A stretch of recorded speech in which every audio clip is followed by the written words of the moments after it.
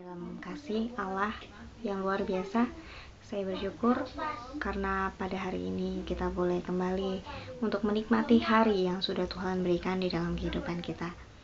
Kita mau mensyukuri anugerah yang sudah Tuhan sediakan bagi kehidupan kita.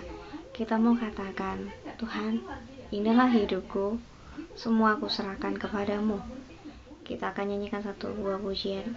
Ku bawa kepadamu, oh Tuhan, persembahanku ini.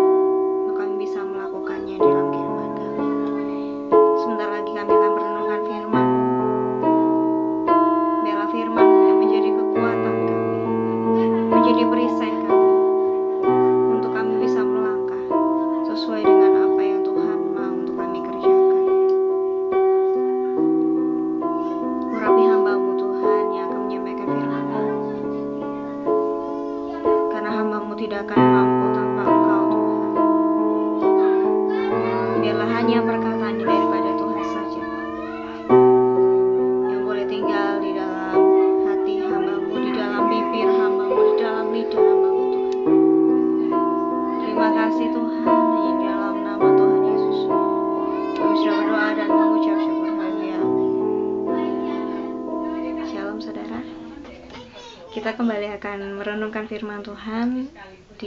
Saya akan membacakan firman-Nya di dalam 1 Petrus pasal 3 ayat yang ke-9 sampai dengan ayat yang ke-12.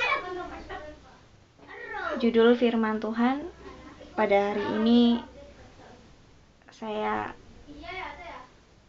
ambil judul yaitu menguasai lidah. Menguasai lidah dari perkataan-perkataan negatif, menguasai lidah dari perkataan-perkataan yang tidak berguna. Kita akan baca 1 Petrus 3 ayat yang 9 sampai ayat yang ke-12. Saya akan bacakan untuk kita semua. Dan janganlah membalas kejahatan dengan kejahatan, atau caci maki dengan caci maki. Tetapi sebaliknya hendaklah kamu memberkati, karena untuk itulah kamu dipanggil, yaitu untuk memperoleh berkat. Sebab siapa yang mau mencintai hidup dan mau melihat hari-hari baik, ia harus menjaga lidahnya terhadap yang jahat dan bibirnya terhadap ucapan-ucapan yang menipu. Ia harus menjauhi yang jahat dan melakukan yang baik. Ia harus mencari perdamaian dan berusaha mendapatkannya. Sebab mata Tuhan tertuju kepada orang-orang benar, dan telinganya kepada permohonan mereka yang minta tolong. Tetapi wajah Tuhan menentang orang-orang yang berbuat jahat. Tuhan memerintahkan kepada kita, janganlah membalas kejahatan dengan kejahatan. Mungkin kita bertanya, kenapa sih kita nggak boleh balas? Padahal hati ini sudah sakit sekali kalau tidak membalas.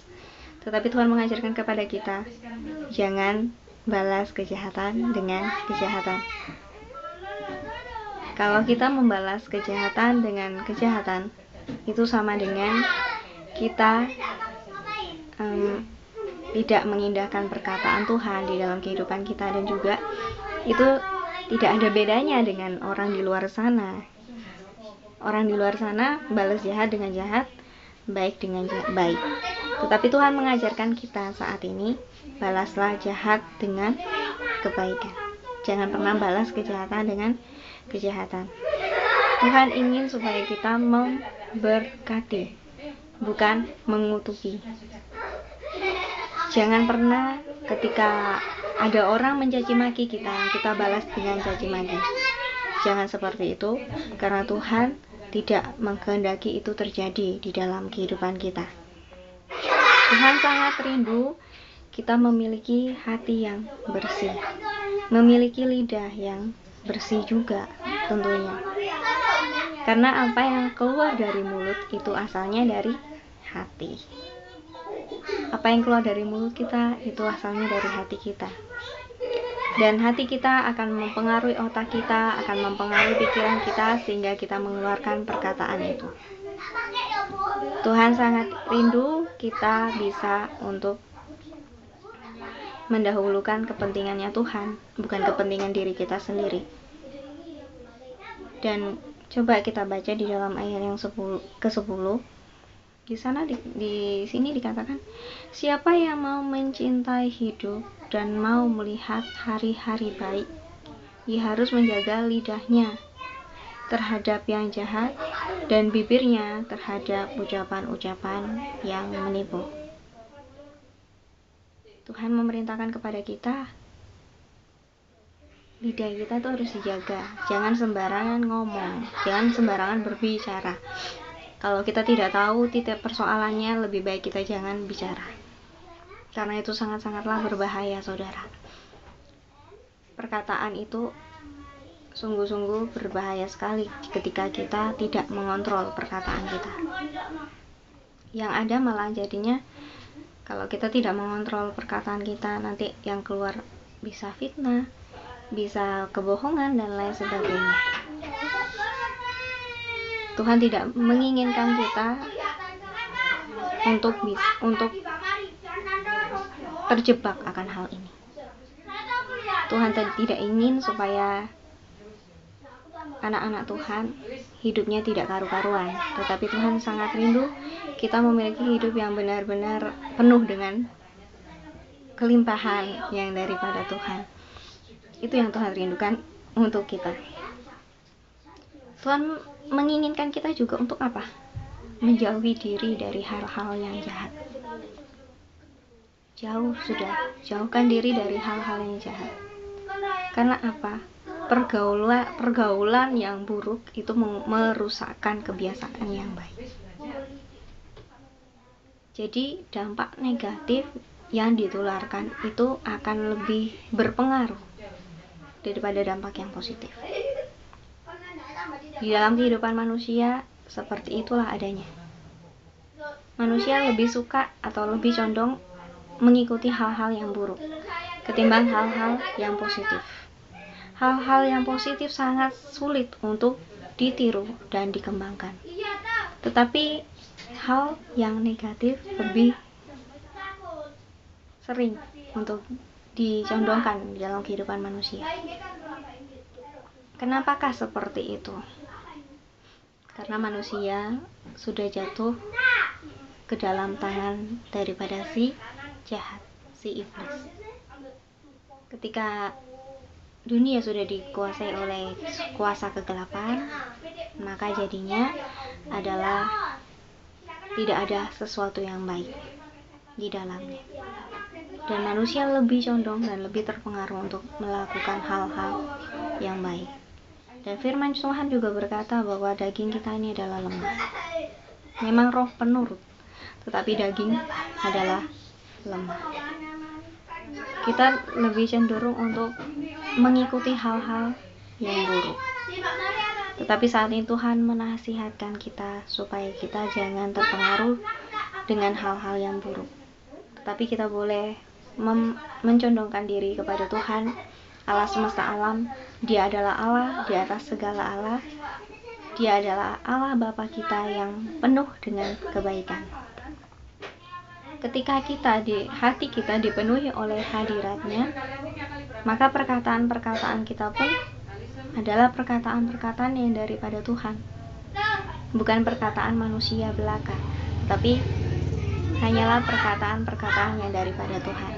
Kalau kita dekat dengan Tuhan, maka yang ada di dalam kehidupan kita adalah memiliki pikiran seperti Kristus, memiliki perkataan seperti Kristus, memiliki perasaan seperti Kristus, dan seperti Kristus semuanya.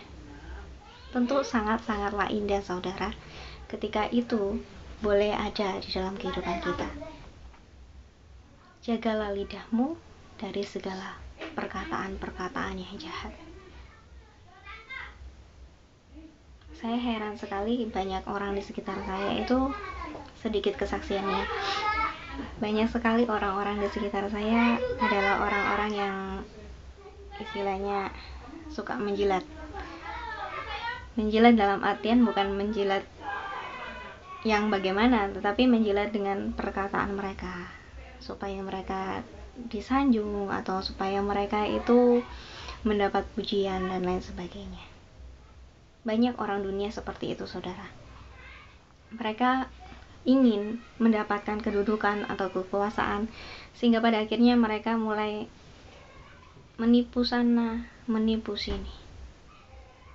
Tuhan tidak ingin kita menjadi penipu.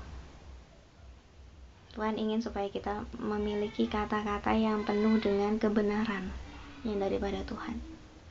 Tipu tidak ada dalam mulut Tuhan. Tipu tidak ada di dalam pribadi Allah kita. Tipu muslihat itu ada di dalam pribadinya iblis.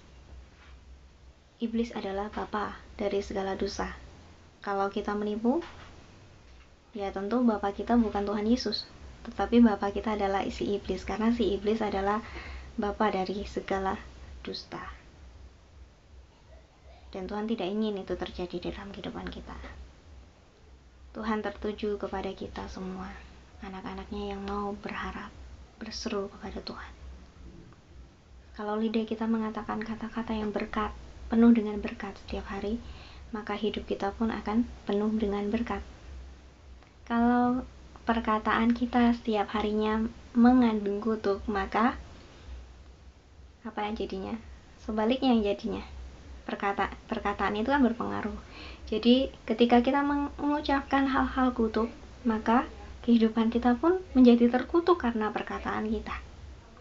Jadi hati-hatilah dengan ucapan kita. Ucapan kita sangatlah berpengaruh.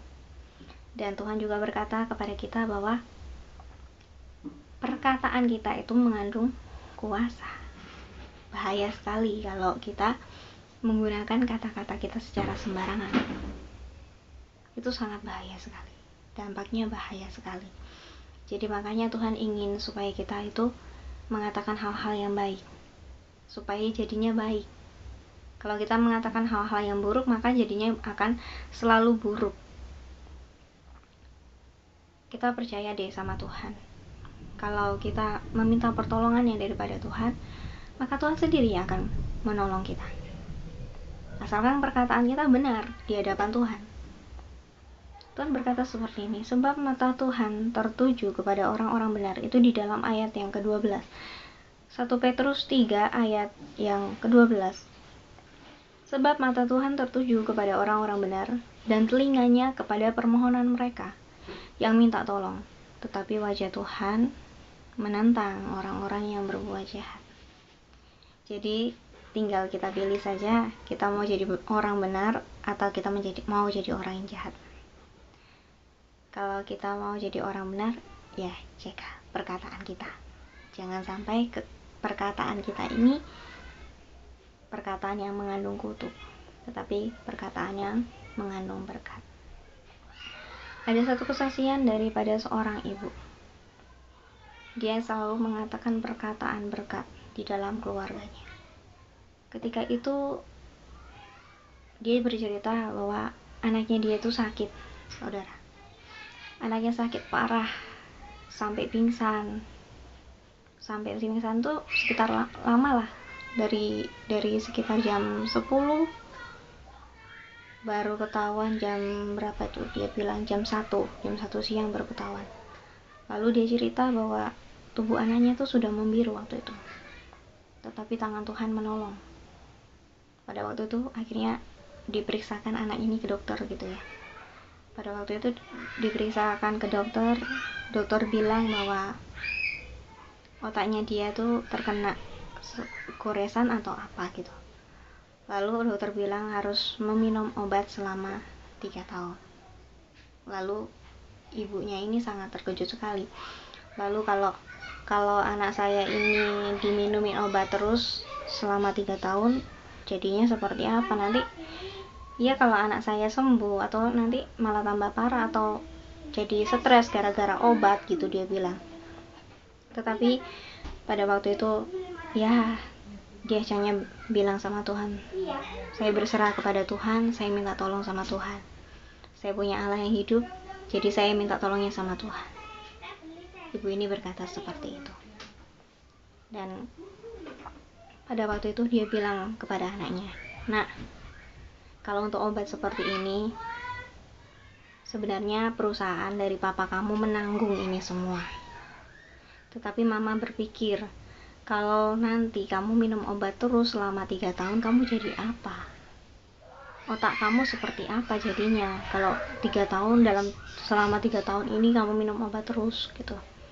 Dan dokter waktu itu bilang kalau anak ini tidak dikasih obat selama 3 tahun itu akan menyebabkan epilepsi, saudara. Dan ibu ini benar-benar, aduh Tuhan, ini gimana gitu ya. Terus dia kesaksian seperti itu. Lalu tapi pada waktu sudah dikasih resep obat oleh dokter itu, dia keluar dan dia pandang resep itu. Lalu tapi dalam hati dia percaya kepada Tuhan bahwa Tuhan sanggup menolong. Dan akhirnya dia berkata kepada anaknya, "Sudahlah nak, ini resep dokter, kita tidak usah lihat begitu. Kita berdoa saja kepada Tuhan, kita minta tolong sama Tuhan." Akhirnya mereka berdua berdoa meminta pertolongan yang daripada Tuhan. Dan setelah itu anaknya waktu itu kuliah di Surabaya. Dan ibu ini rumahnya di Malang. Anak ini kuliah di Surabaya, jadi harus kembali ngekos di Surabaya. Dan ketika sampai di Surabaya, mamanya telepon terus, "Nak, bagaimana?" "Aduh ma, saya masih pingsan tadi," dan lain sebagainya. Lalu ya sang ibu, namanya ibu pasti khawatir ya kalau anaknya sakit. Ya pasti sangat-sangat khawatir sekali. Dan akhirnya dia bilang sama Tuhan, ibu ini bilang sama Tuhan, "Tuhan, saya sudah tidak mau telepon lagi daripada saya khawatir terus sama anak saya." Akhirnya pada waktu itu dia tidak telepon lagi sama anaknya dan tidak bertanya lagi kepada anaknya. Lalu beberapa minggu kemudian anaknya telepon, "Ma, aku mau pulang. Di sini teman-temanku udah pulang semua." Dan juga dia bilang, anaknya ini bilang kalau pengawas daripada kos-kosannya juga mau pulang, jadi dia sendirian. "Dan aku ketinggalan travel ma, terus gimana ini?" Lalu ibu ini telepon kepada suaminya. Suaminya bilang, "Ya sudah, nanti saya antar anaknya, saya jemput anaknya," dia bilang gitu. Sudah selesai, ibu ini berpikir bahwa suami ini menjemput anaknya tuh pakai mobil perusahaan atau apa gitu. Nggak taunya tidak, dijemput pakai sepeda motor, saudara. Dijemput pakai sepeda motor. Dan sesampainya di rumah, anak ini nggak bilang apa-apa. Tapi pada waktu itu ibunya melihat loh, kok kakinya tergores begitu. Kakinya tergores. Terus akhirnya ibu ini memberanikan tanya kepada anaknya, "Loh nak, kenapa kakimu?" gitu. Anak ini menangis, "Ma, kenapa ya? Aku padahal tuh mau pulang tuh aku sudah berdoa ma," gitu. "Aku sudah berdoa, tapi kenapa di jalan aku kecelakaan?" Anaknya bicara seperti itu, saudara. Tapi ibu ini dengan sabarnya dia berkata kepada anaknya, "Nak, jangan salahkan Tuhan. Tuhan pasti punya maksud yang baik." Ibu ini berbicara seperti itu. Dan akhirnya anaknya mulai reda. Dan selama seminggu di rumah. Lalu dia balik lagi ke kos-kosan. Lalu singkat cerita, pada waktu hari ulang tahun anak ini, ibunya menelpon kembali. "Halo, selamat ulang tahun nak," gitu katanya. "Oh ya ma, terima kasih." Lalu ibu ini memberanikan bertanya, "Gimana keadaan kamu saat ini? Masih pingsan atau gimana?" Lalu dia bercerita seperti ini, "Mama inget-inget ya, aku kecelakaan sama papa itu kapan? Waktu kan aku mau pulang. Kecelakaan itu aku mau pulang. Lah dari kecelakaan itu sampai sekarang aku nggak pernah pingsan lagi ma." Dia bicara seperti itu. Oh, ibu ini benar-benar bersukacita, saudara, karena anaknya itu sudah sembuh tanpa obat. Kata dokter harus minum obat selama 3 tahun. Tetapi anak ini tidak pernah meminum obat daripada dokter. Dia sembuh dengan kekuatan yang daripada Tuhan. Begitu luar biasanya Tuhan kita. Kalau kita mau percaya, kalau kita mau berharap kepada Tuhan. Kalau Tuhan bisa tolong anak ini, bagaimana dengan saudara? Pasti Tuhan bisa tolong juga. Tidak ada yang terbatas di dalam kuasa nama Tuhan Allah kita. Semua Dia bisa lakukan asal kita percaya kepada Dia dan tetap pegang lidah yang bersih di hadapan Tuhan. Lidah yang selalu mengucapkan kata-kata berkat. Tuhan pasti sanggup, Tuhan pasti bisa. Katakan kata-kata iman di dalam kehidupan saudara, agar hidup saudara menjadi hidup yang diberkati oleh Tuhan. Sekian firman Tuhan yang bisa saya sampaikan pada saat ini. Semoga firman yang saya bagikan ini boleh menguatkan kita semua. Ya, kita akan nyanyikan satu pujian dulu.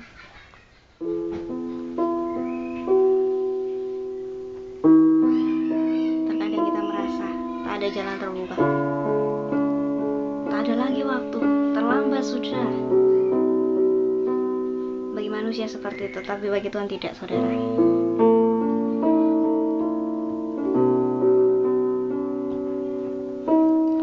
Terkadang kita merasa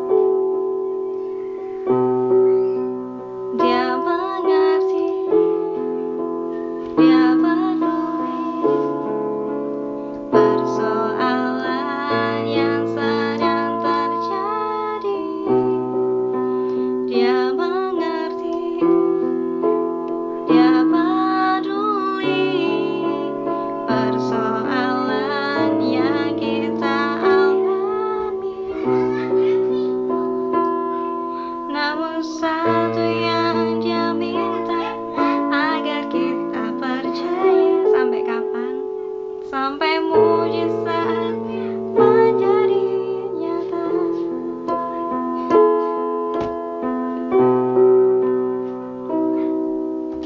Terkadang kita merasa tak ada jalan terbuka, tak ada lagi waktu, terlambat sudah.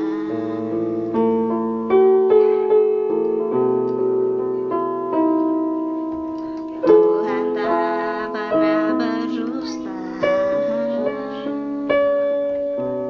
Dia selalu pegang janjinya. Bagi orang percaya, mujizat nyata. Dia mengerti, Dia peduli persoalan yang sedang terjadi.